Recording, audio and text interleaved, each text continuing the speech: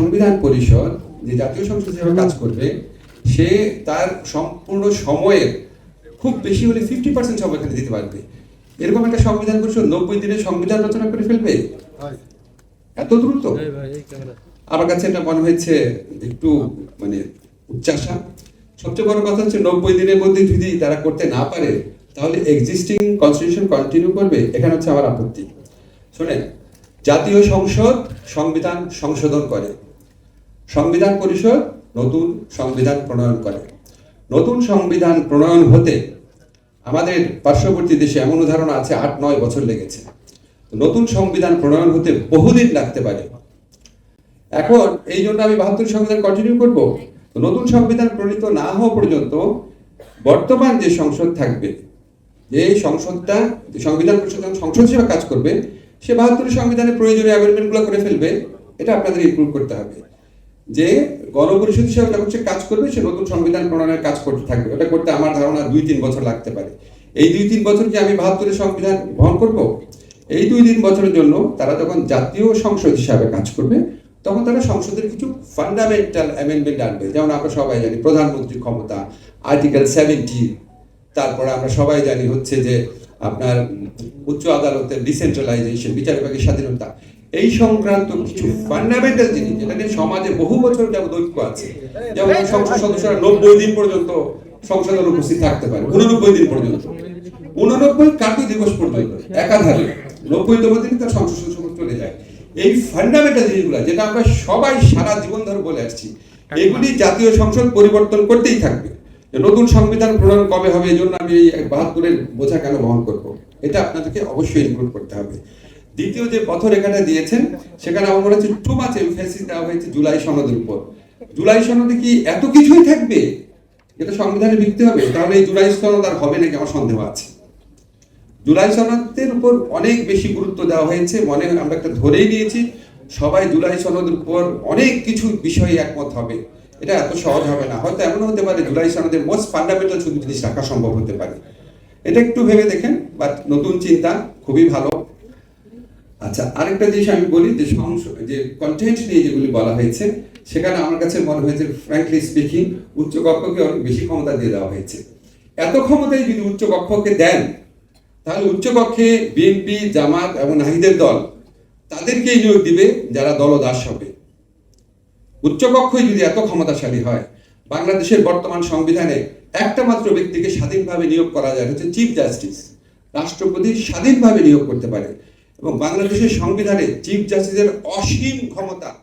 আপনারা শুধু প্রধানমন্ত্রী ক্ষমতা দেখেন, বাংলাদেশের সংবিধান অনুযায়ী সবচেয়ে দ্বিতীয় ক্ষমতাধর ব্যক্তি হচ্ছে চিফ জাস্টিস। চিফ জাস্টিসটা কি করতে পারে ইতিহাস তো আপনাদের মনে আছে। যাই হোক, একজন চিফ জাস্টিসের কারণে আমাদের জুলাই গণ অভ্যুত্থান হয়েছে, ওনার আবার অন্যরকম ভাবে কন্ট্রিবিউশন আছে। তা আমি যে জিনিসটা বলতে চাচ্ছি, চিফ জাস্টিসের যে ক্ষমতা, এই চিফ জাস্টিসের ক্ষমতা আপনার অসীম। এখানে আপনার টানা 7ম-বারের মতো বেস্ট টিস্যু পেপার ব্র্যান্ড হিসেবে স্বীকৃতি পেয়েছে বসুন্ধরা টিস্যু। আমি সবসময় যে জিনিসটা বিশ্বাস করি কি, আমরা যখন যে কোনো সংস্কার ভাবনাতে যাই, আমরা সবসময় নতুন নতুন কমিশন করতে হবে করি। আপনি খেয়াল করে দেখেন, আমরা ছোটবেলা থেকে বলেছি সরকারের 3টা অর্গান থাকবে, একটা হচ্ছে এক্সিকিউটিভ, একটা হচ্ছে জুডিশিয়ারি, একটা হচ্ছে সংসদ। আমাদের এখানে সবচেয়ে ফান্ডামেন্টাল যে 2টা জবাবদিহিমূলক প্রতিষ্ঠান আছে, সবচেয়ে আদিম ফান্ডামেন্টাল, একটা হচ্ছে উচ্চ আদালত, একটা হচ্ছে সংসদীয় স্থায়ী কমিটি। উচ্চ আদালত আর সংসদীয় স্থায়ী কমিটিকে যদি ঠিক মতো গঠন করা যায়, ক্ষমতা দেওয়া হয়, তাহলে আমাদের এত নতুন নতুন কমিশন লাগে না। আমাদের যে নতুন কমিশনগুলো হয়েছে দেখেন, ইনফরমেশন কমিশন, তারপরে যে আমাদের নতুন কমিশন হয়েছে আপনার human rights commission, competition commission, কি রেজাল্ট দিয়েছে? বরং এক্সিস্টিং যে প্রতিষ্ঠান আছে সেটাকে আরো কত বেগবান করা যায়। আপনারা যেমন স্থায়ী কমিটির কথা বলেছেন, স্থায়ী কমিটির ক্ষেত্রে কয়েকটা কমিটির কথা বলেছেন, ওটা যেন অবশ্যই হেডেড বাই বিরোধী দলের নেতা হয়। এর মধ্যে কেন স্বরাষ্ট্র মন্ত্রণালয় বিষয়ক স্থায়ী কমিটির নাম ঢুকালেন না? স্বরাষ্ট্র মন্ত্রণালয় বিষয়ক স্থায়ী কমিটি, আইন মন্ত্রণালয় বিষয়ক স্থায়ী কমিটি, অর্থ মন্ত্রণালয় বিষয়ক স্থায়ী কমিটি, শুধু এই 3টা স্থায়ী কমিটি যদি নিয়ম করে দেন, সভাপতি অবশ্যই বিরোধী দলের একজন হবে, তাহলে এটা মনে হয় আরো একটু বেশি আপনার ইম্পর্টেন্স পাবে। আর সংবিধানে যে কমিটিগুলোর কথা উল্লেখ করেছেন ঠিক আছে, এর মধ্যে এস্টিমেট কমিটি বা এস্টিমেট কমিটি বাংলাদেশ হিসাব কমিটি, না এস্টিমেট কমিটির নামটাও ঢুকালে ভালো হয়। আরেকটা জিনিস একটু বলি যে প্রধানমন্ত্রীর মেয়াদ যে 2 বছর আপনারা বলেন, এটা খুব জনপ্রিয় দাবি, আমারও দাবি। তা আমি দেখলাম যে কোনো একটা সময় সম্ভবত সালাউদ্দিন ভাই বা বিএনপির একজনই কোথাও বলেছেন প্রধানমন্ত্রী 2 বছর পৃথিবীর কোন দেশে আছে? আমেরিকার রাষ্ট্রপতির কাছে আছে। তা আপনি প্রধানমন্ত্রী 2 বছর বললেই শুধু হবে না, আপনি যদি কনভিন্সিং আর্গুমেন্ট করতে হবে তো, যে পৃথিবীর আর কোন কোন দেশ আছে সেটা বের করে তারপর দেখেন হয় কিনা। কারণ প্রধানমন্ত্রী 2 বছরের মেয়াদ কিন্তু কোথাও নাই আসলে, আপনি ইন্ডিয়া বলেন, ইউকে বলেন, কোথাও কিন্তু নাই। ফলে আপনাকে যখন বিএনপি বা অন্য যারা বিরোধিতা করতে চাবে যে প্রধানমন্ত্রী 2 বছর মেয়াদ কেন, আপনাকে কিন্তু ইমোশনাল ভাবে বললে হবে না 2 বছর মেয়াদ করলে হবে। 2 বছর মেয়াদ যদি বাংলাদেশের বর্তমান যে সিস্টেম ছিল, 2 বছর 2টা মেয়াদও যদি রাখেন, আপনারা যেটা করতে চান যে আচ্ছা একনায়কতন্ত্র থেকে মুক্তি চান, 2টা মেয়াদে করেই একনায়কতন্ত্র করা সম্ভব। ধরেন 2 মেয়াদের জন্য সালাউদ্দিন ভাই প্রধানমন্ত্রী হলেন ধরেন, তারপরে 2 মেয়াদে হবে ওনার স্ত্রী, তারপরে 2 মেয়াদে হবে ওনার সন্তান। 2 মেয়াদ সলিউশন না, 2 মেয়াদ শুধুমাত্র 2 মেয়াদ সলিউশন না। সবচেয়ে ইম্পর্টেন্ট একটা জিনিস, প্রধানমন্ত্রী ক্ষমতাটা কমায় দেন। প্রধানমন্ত্রী ক্ষমতা, যেমন আমি সবসময় একটা জিনিস বলি, ফান্ডামেন্টাল একটা জিনিস ভারতে বলে যে রাষ্ট্রপতি ক্যাবিনেটের সিদ্ধান্ত অনুযায়ী, ক্যাবিনেটের পরামর্শ অনুযায়ী সিদ্ধান্ত নিবে, আর আমাদের এখানে রাষ্ট্রপতি প্রধানমন্ত্রী ক্ষমতা অনুযায়ী সিদ্ধান্ত নিবে। ফলে এই প্রধানমন্ত্রী ক্ষমতাটাকে অ্যাড্রেস করেন, মেয়াদটাও নির্দিষ্ট করা দরকার আছে, কিন্তু কনভিন্সিং আর্গুমেন্ট স্ট্যাবলিশ করতে হবে। আরেকটা কথা, যে উচ্চ আদালত প্রসঙ্গে যেটা আপনার বলতে চাচ্ছিলাম, সেটা আমার মনে পড়েছে। বাংলাদেশের চিফ জাস্টিসের ক্ষমতা সবচেয়ে বেশি প্রধানমন্ত্রীর পরে। চিফ জাস্টিসকে রাষ্ট্রপতি নিরপেক্ষভাবে নিয়োগ দিতে পারে। শুধুমাত্র এই কারণে আমার অ্যানালাইসিস, আমি কনস্টিটিউশনাল ল পড়াই প্রায় 20-25 বছর যাবত, শুধুমাত্র এই কারণে রাষ্ট্রপতি এবং প্রধান বিচারপতি এই 2টা পদেই দাস শ্রেণীর লোকদেরকে নিয়োগ দেওয়া হয়। যে এত ক্ষমতা প্রধান বিচারপতি, যে কোনো বেঞ্চ উনি ভেঙে দিতে পারে, একা যে কোনো বেঞ্চ পুনর্গঠন করতে পারে। তাই বিএনপি ক্ষমতায় সে কি করবে, আওয়ামী লীগপন্থী যে জাজগুলো আছে ওদের সবচেয়ে আনইম্পর্টেন্ট বেঞ্চ দিবে বা বেঞ্চই দিবে না, আর নিজেদের রিক্রুট যারা আছে তাদেরকে ফান্ডামেন্টাল রাইটস শোনার বা ক্রিমিনাল জুডিশনের বেঞ্চ ওগুলি দিবে, বাকিগুলোকে দিবে civil matters, company law matters, এরকম বা তো বেঞ্চই দিবে না।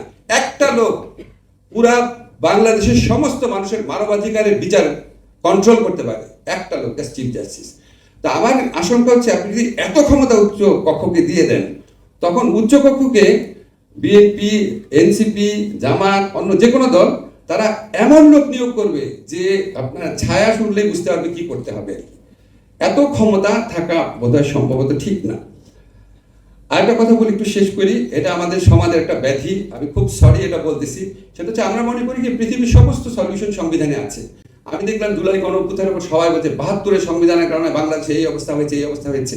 অবশ্যই 72-এর সংবিধানের ফল ছিল, বাট 72-এর সংবিধানের কারণেই যদি এই ফল থেকে থাকে, 72-এর সংবিধানে আমরা যে শেখ হাসিনার ফ্যাসিস্ট আমল ছাড়া এর আগে যে আমলগুলা দেখেছিলাম 90 থেকে 2006-07 পর্যন্ত, সেখানে কি, বা জিয়াউর রহমানের আমলে, সেখানে কি আমরা এত অরাজকতা দেখেছি? সংবিধানই কি সব? সংবিধান তো একটা আইন, আরো অনেক অনেক অনেক অনেক আইন আছে সংবিধানে। আমার একটা মনে আছে, আমি কামাল স্যারের সাথে একবার যে south Asian for human rights এর একটা ডেলিগেশন সদস্য মালদ্বীপে গিয়েছিলাম। তখন মোহাম্মদ নাশিদ আপনার ক্ষমতাচ্যুত হয়েছেন, সবাই মিলে চিন্তা করছে কি সংবিধান করা যায়। ইয়ামিন আমরা আসলো, তারপরে আবার যখন ডেমোক্রেসি আসলো, তারপর আমরা খুঁজে দেখলাম মালদ্বীপের সংবিধান হচ্ছে পৃথিবীর শ্রেষ্ঠ সংবিধান, সবাই স্বাধীন, এটা ম্যাজিস্ট্রেটকেও আপনার কর্মচ্যুত করা যায় না, মোটা একটা সংবিধান, সমস্ত কিছু সাংবিধানিক প্রতিষ্ঠান, ইনফরমেশন কমিশনের সাংবিধানিক প্রতিষ্ঠান। আপনার খুলে দেখেন মালদ্বীপের সংবিধান। তো কি হয়েছে? মালদ্বীপে কি গুড গভর্নেন্স এস্টাবলিশ হয়েছে? আর ইউকের তো কোনো সংবিধানই নাই, কম্পাইল কোনো সংবিধানই নাই। ইউকের মতো আপনার গুড গভর্নেন্স কয়টা দেশে আছে? ইন্ডিয়ার এত মোটা একটা সংবিধান, আমেরিকার এত পাতলা একটা সংবিধান। সব উত্তর সংবিধানে খুঁজেন না, এটা হচ্ছে আমার ঐকান্তিক অনুরোধ।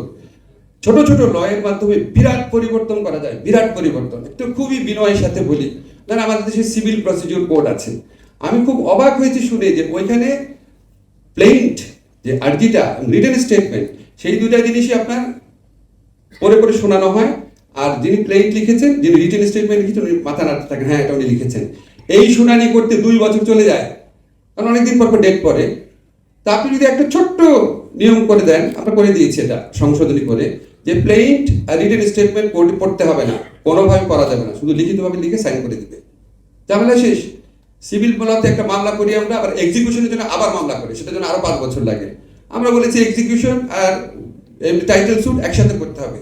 মানে আমি যেটা বলতে চাচ্ছি সেটা হচ্ছে অনেক বড় বড় জিনিস আপনার এই অ্যাক্ট অফ পার্লামেন্টে চেঞ্জ করে করা যায় বা নতুন অ্যাক্ট অফ পার্লামেন্টে করা যায়।